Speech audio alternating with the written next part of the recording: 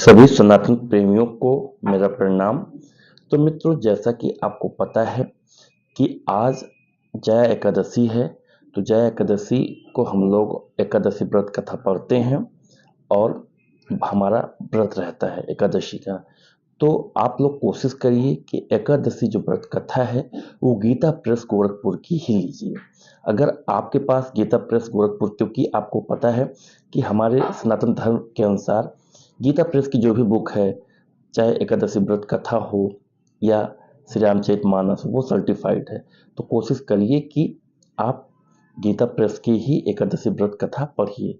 तो अगर आपके पास नहीं है तो मैं आपको यूट्यूब पे डाल दे रहा हूँ, तो आप देख के इससे पढ़ सकते हैं। क्योंकि मैं हर बार पढ़ता था तो हर एकादशी व्रत कथा गूगल पे अलग अलग तरीके से दिखाई गई है। आप भी अगर पढ़ेंगे तो आपको अलग अलग टाइप से एकादशी व्रत कथा, अगर आप 4 एकादशी व्रत कथा पढ़ेंगे तो 4 टाइप की 4 लोगों ने लिखी है।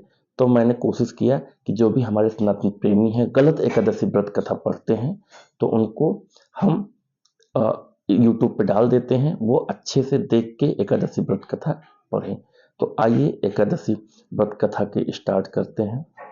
जय भगवान विष्णु की।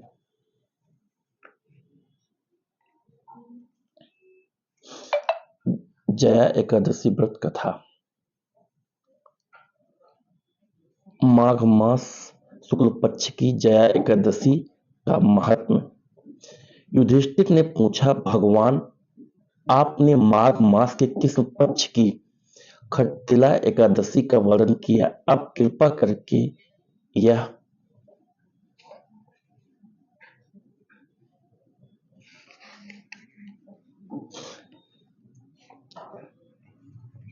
यह बताइए कि शुक्ल पक्ष में कौन सी एकादशी होती है, उसकी विधि क्या है तथा उसमें किस देवता का पूजन किया जाता है?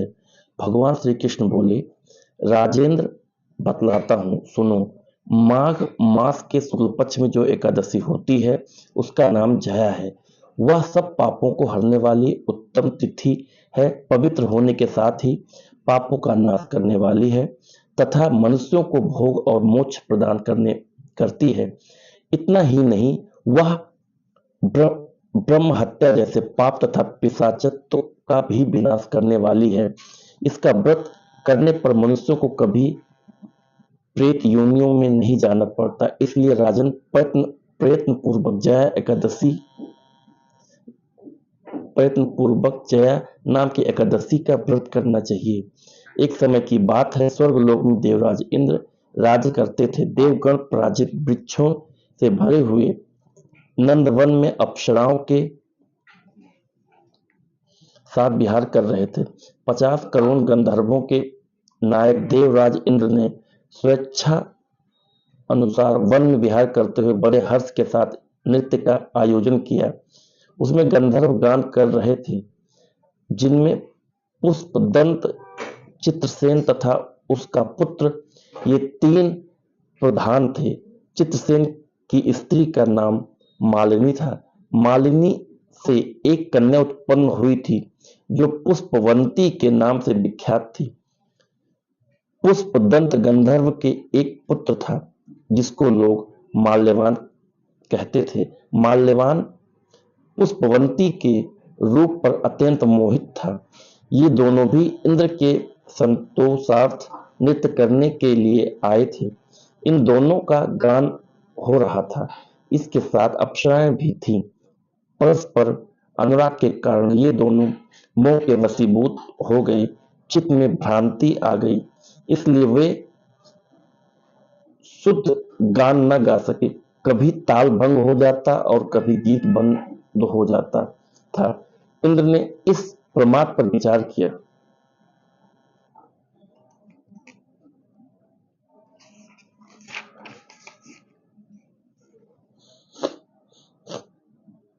और इसमें अपना अपमान समझकर वे कुपित हो गए। अतः इन दोनों को शाप देते हुए बोले, ओ मूर्खों, तुम दोनों को धिक्कार है। तुम लोग पतित और मेरी आज्ञा भंग करने वाले हो। अतः पति पत्नी के रूप में रहते हुए पिशाच हो जाओ।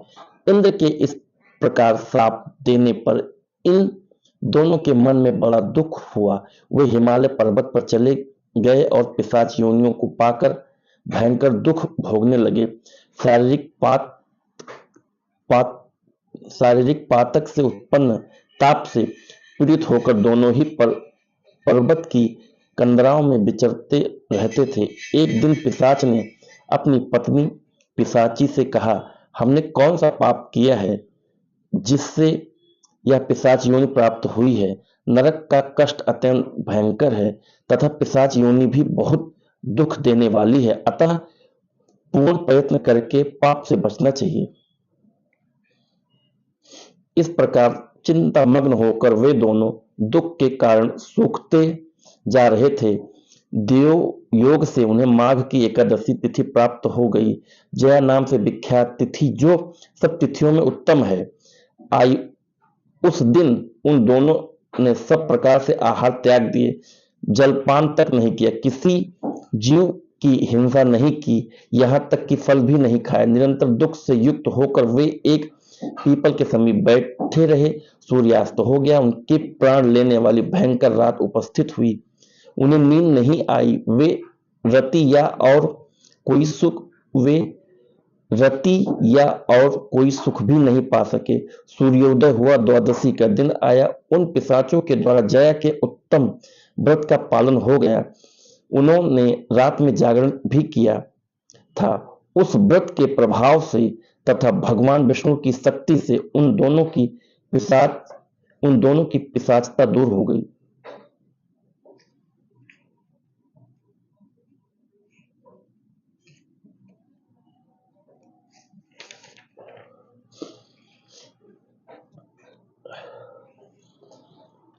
पुष्पवंती और माल्यवान अपने पूर्व रूप में आ गए। उनके हृदय में वही पुराना स्नेह उमड़ रहा था। उनके शरीर पहले ही जैसे अलंकार शोभा पा रहे थे। वे दोनों मनोहर रूप धारण करके विमान पर बैठे और स्वर्गलोक में चले गए।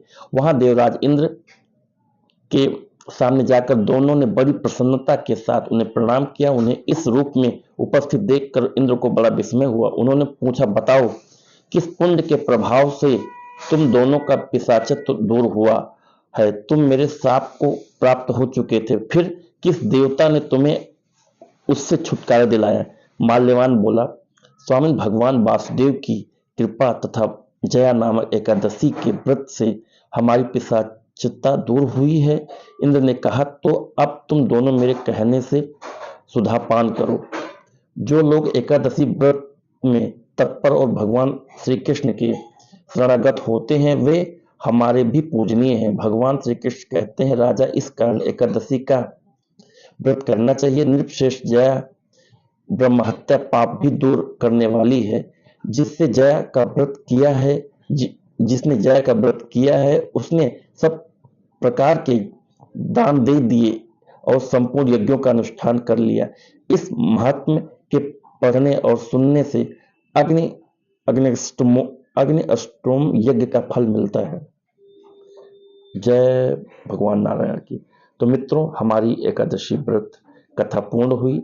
तो कोशिश करिए कि आप सर्टिफाइड गीता प्रेस गोरखपुर की ही एकादशी व्रत कथा पढ़िए आप जब भी व्रत रहते हैं, क्योंकि मैंने एक चीज देखा कि जो भी कोई है वो अपने तरीके से अलग अलग एकादशी व्रत का वर्णन किया है। तो आप भी कोशिश करिए कि एकादशी व्रत कथा जो है वो गीता प्रेस गोरखपुर की ही पढ़िए, क्योंकि सही मंत्रोच्चारण सही कथा पढ़ने से ही सही फल मिलता है।